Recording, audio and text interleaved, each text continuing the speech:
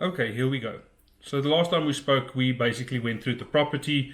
We were waiting for some paperwork to actually give an offer. So we're going to go through the paperwork today. I redacted it, so that's a very fancy word saying that I drew lines through everyone's personal information. But what we'll do today is we'll actually go and have a look at the contract. I'll take you through the entire contract. It might be a bit fast. It's not legal opinion. It's what I look at, and it's also just if you've never bought a property, you can actually just read through it and just see some information. If there's anything, please comment in the comments below so that we can answer some questions if there are any. And please like and subscribe. I think we're at 49 subscribers at the moment. I'd like to get that to 50. So there's a button, I think it'll be this side or this side on the video if you're on your computer to subscribe. Otherwise, just go down below, subscribe. It helps me a lot, doesn't cost you a thing, and you'll be updated with new videos.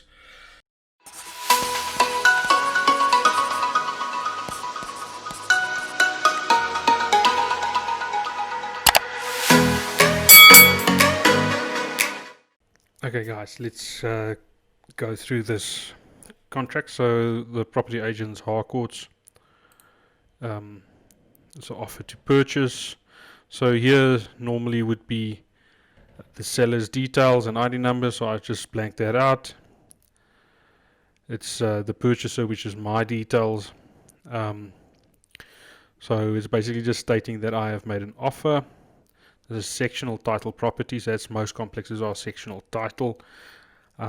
It just gives the information here of the property, the street name, the ERF number, and in what town it is. So it's just signing there. Basically, here's the price. It's just written out into words as well. If there's any value added tax payable, normally that's for companies. So the balance of 350,000. I'm not putting any deposits down. So it shall be paid to the seller upon the date of registration of the transfer and shall be secured by means of banker or the acceptable guarantees within 30 days of receipt of the final quotation of the mortgage bond, referring to clause 2.1. 7 days of registration, 7 days of probably after registration. Purchase the existing property refers into clause 2.2 if the simultaneous registration with the property is not affected. The purpose underneath the fourth instruction, the attorneys attending. Okay, so this is a lot of information. I'm not going to read through all of it. So this is just the mortgage bond. So I've got 90 days basically to secure a loan. If I don't do it in that 90 days, I can basically ask for extension if the seller so wants to. So if after 90 days I don't get a loan, basically the process starts over again. We need to speak to the owner of the property and we need to reapply. So okay, so I'm not going to go over this occupation and possession. So normally when you buy a house you want to move into, there is a date of occupation you can basically agree to with the seller, and also an amount that you'll pay rent if it's not registered in your name yet. So a lot of the times it helps with planning if you're going to move into the property yourself.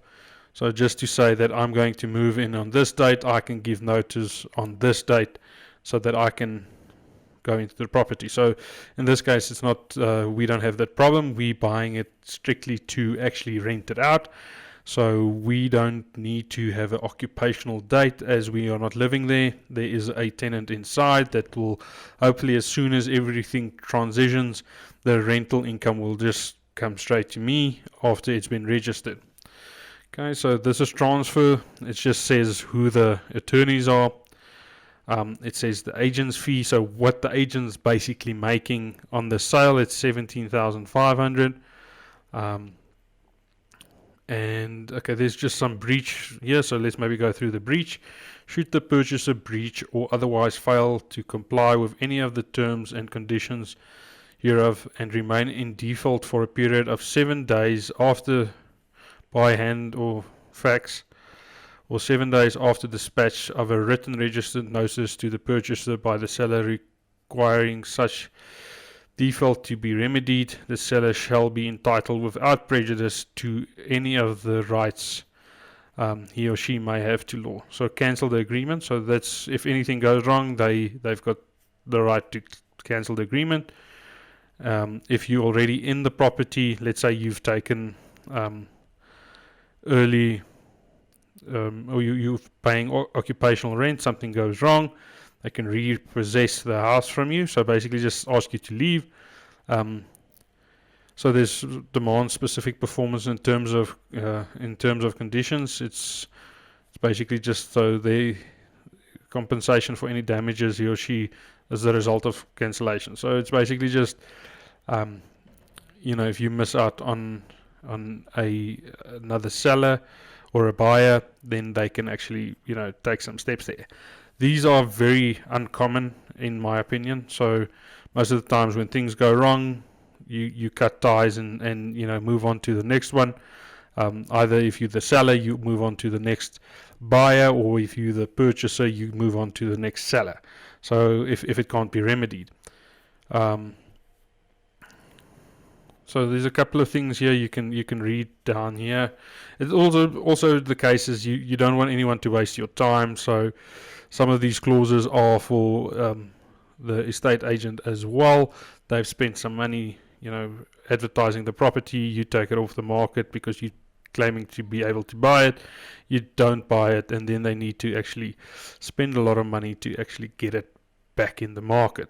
So delays in transfer. So should the registration or transfer be delayed due to any cause for which the purchaser is responsible, then he or she shall pay the seller the amount provided for in clause 4. So that's at the top of interest for the period of such a current pro rata.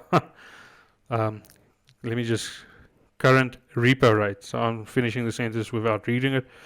Charged by the SA reserve plus 10% per annum on the amount. So again, a lot of these haven't happened to me in the past. So it basically just says, you holding up the process. Everything is on 99 and you holding up the process because you don't want to send your ID document. There is some recourse for the seller. Variation and indulgency. Variation. No latitude or extension of which time may be allowed by the seller to the purchaser in respect of any payment provided for herein, or any matter or thing with the purchaser in bound to perform or observe thereof. Okay, so not even 100% sure what all this means. So let's just move on to foot stewards. So I think everyone knows what foot stewards is. It's basically saying that I'll take it as is. You can actually specify some things, or a bit down you can specify things you want to have replaced or fixed. But it basically says is you've looked at the property, you're happy with the property, you're going to take it as is. So here's just a couple of clauses: mediation, arbitration. If things go wrong, how do we handle it? There's a mediator available. Just some information. I'm not going to again read through all of this. Guys, if you have specific questions on the purchasing document, you're more than welcome to pop it in the comments below so that we can maybe discuss it or get some expert to actually answer our questions there. Certificate of compliance, it just means that there needs to be a certificate of compliance. So it means that there needs to be a certificate for electricity compliance, saying that we've checked everything's in order, your house is not going to burn down. If you have electric fence, there needs to be a electric fence certificate. Special conditions, you can just read there. Fixtures and fittings, all of this. So this is very important when you're buying a property. The owner of the property might have a bookshelf that you like and he likes. He's not willing to part with it. It needs to be written here, saying that I'm going to take the aircon, I'm going to take the bookcase, the things that are fixed to the wall. So this just needs to be filled in properly, and other conditions. So Here I can say, we saw a broken toilet. Before I buy it, the toilet needs to be fixed. The cupboard needs to be fixed. Offer and accepted. This is just the dates. And purchaser declaration. There's a lot of information here. Seller declaration and acceptance. And then just the purchaser's documents. So this is a quick rundown of a purchase document. If you have any specific questions, please let me know. Again, this is not advice. It's how I do it, how I see it. I might not be going into the finer detail that a lawyer will probably go through, but in my opinion, a lot of the things are straightforward, and if you go in with the right intentions and the seller goes in with the right intentions, there's normally not a lot that happens. You don't even see the seller. You don't need to mediate or anything like that. It's an offer. It's signed. You send through documents, and then hopefully you've got in the house. So great. Thanks.